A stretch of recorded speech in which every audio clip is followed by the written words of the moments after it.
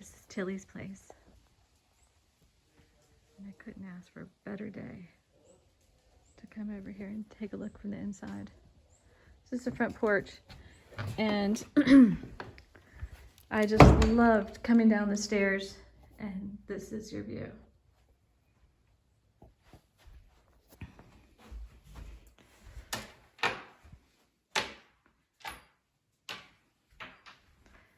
So there's stairs up to the bedrooms. This is a 5-bedroom house.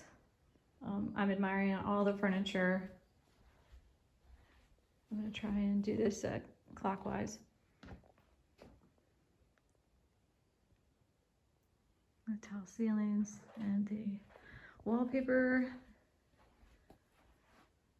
the height of the windows, and of course I'm trying not to get distracted by the furniture and just look at the architectural elements.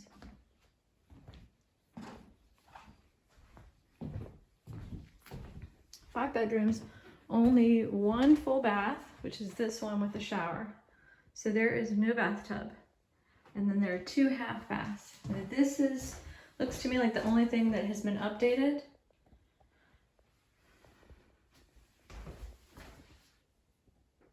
Oh, this land. So the property is 400 acres. It has 100 acres of farmland crops. I'll just go this way and then I'll head upstairs. And then it's got the loblolly pines at different stages of maturity. I said I was gonna go clockwise and I'm breaking my rule, but there's a buffet in there and it distracted me. Look how high the ceilings are. So this is the downstairs, which was apparently used as the master bedroom.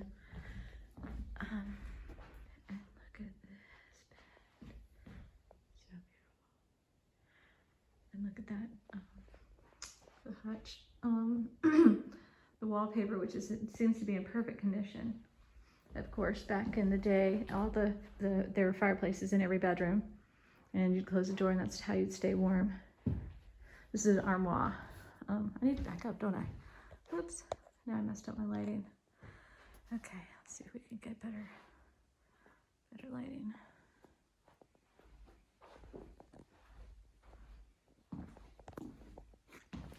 I've been a little bit enamored with the switch plates on all the lights, and I'll kind of zoom in on them because so far they've all been different. But this is actually what distracted me, is this gorgeous tiger oak buffet.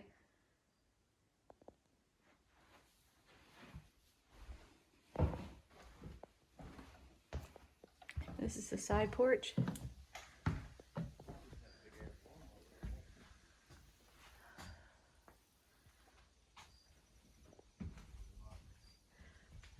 Several outbuildings.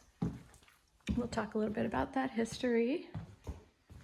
And this is a gigantic kitchen with, again, perfectly intact wallpaper. This was not original to 1835. Oh, they have blue willow china. And crown molding in the kitchen.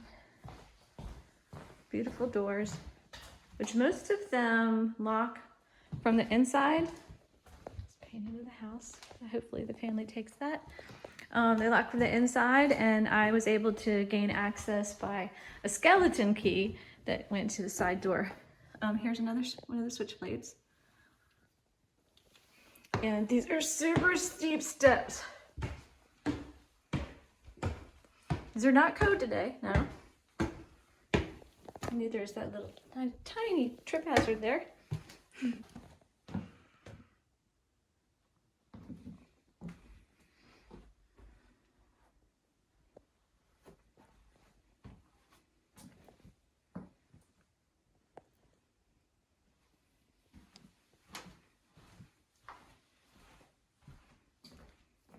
So I was mentioning how each bedroom has a fireplace in it.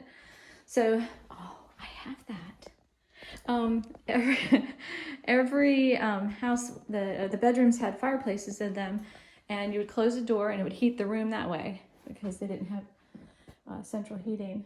And you could tell if it was the bathroom because all the doors would be closed, But you look at the transition into the bedrooms, and if it was a marble transition, you knew it was a bathroom. So here, like the marble transition, you know, you're going into a bedroom.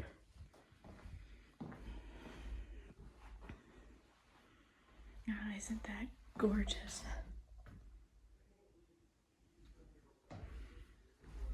And a fireplace. And then one of the things killing me is the shades that are on all these windows when you have that to look at.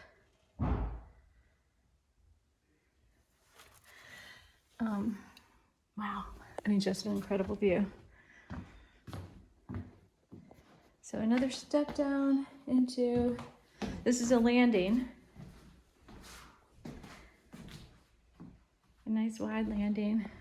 Perfect wallpaper again, and another bedroom here.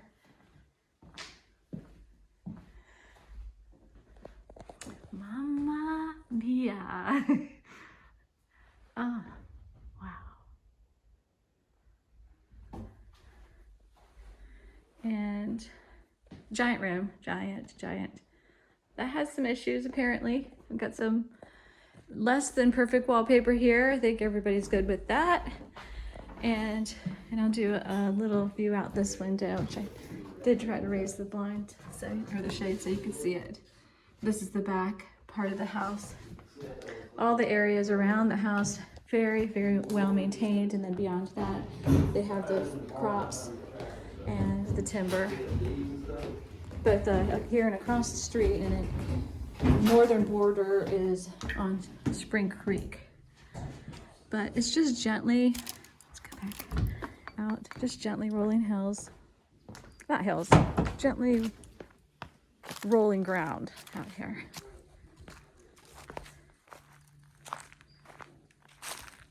Abundant wildlife. And then I'm going to walk around so you can see some of the exterior and the outbuildings.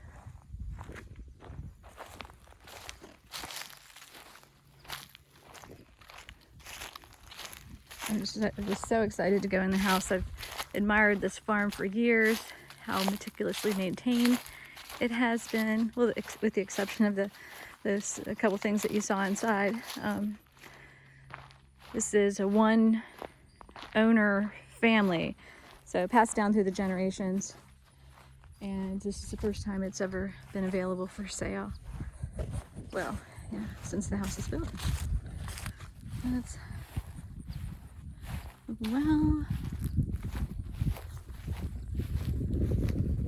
like, I really don't know what any of these buildings are for, but let's see here.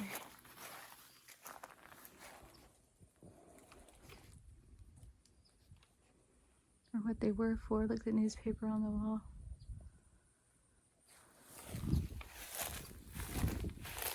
It says 1954. When I was here last, there was a ton of carpenter bees, but everything has been, looks like, fixed up, freshly painted since then.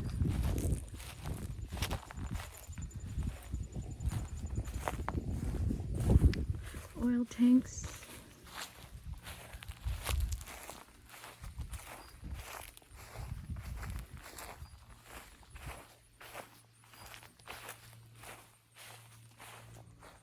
Buzzards.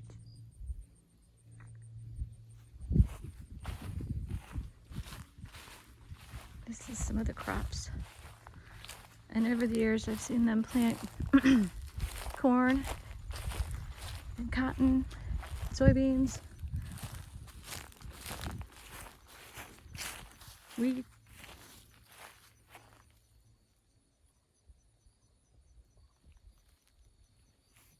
You hear that whippoorwill? I just heard a little whippoorwill.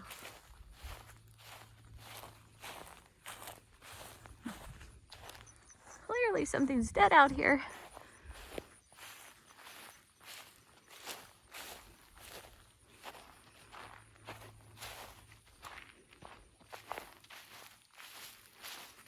I did want to see into these quarters.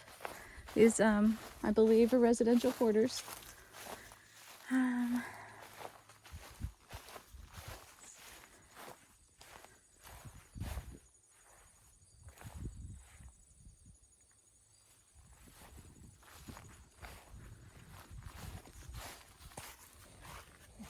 get you to peek in there. Oh, there you go.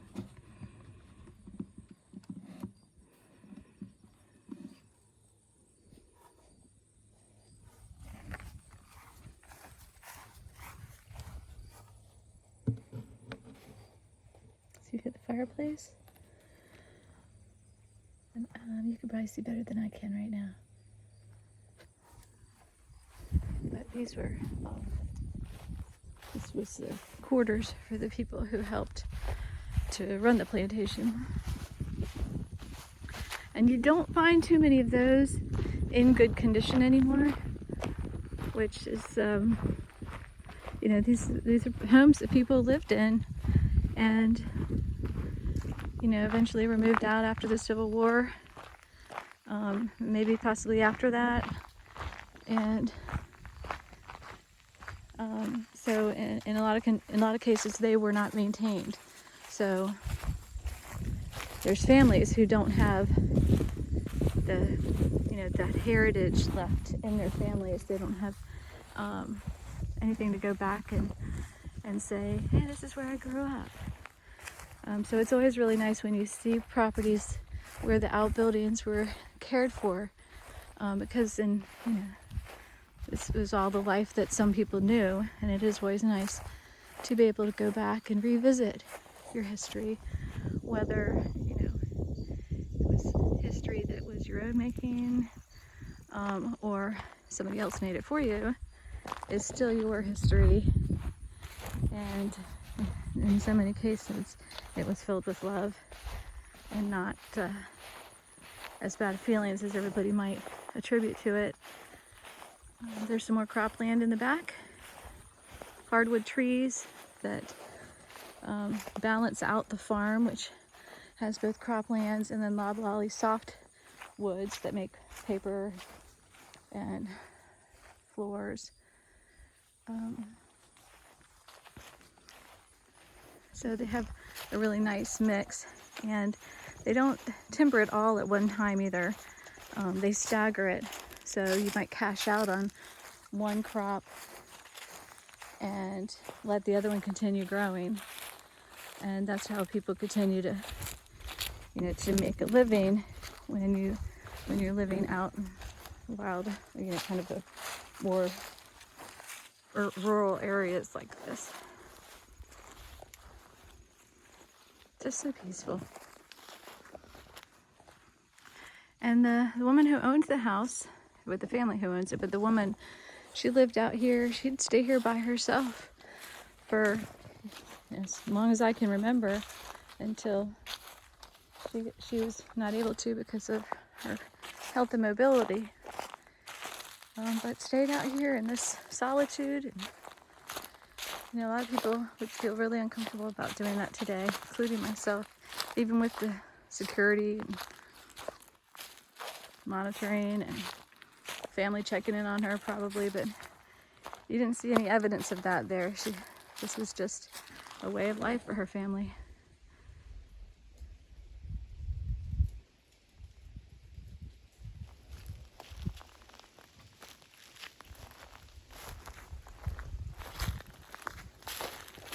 Really such a treat.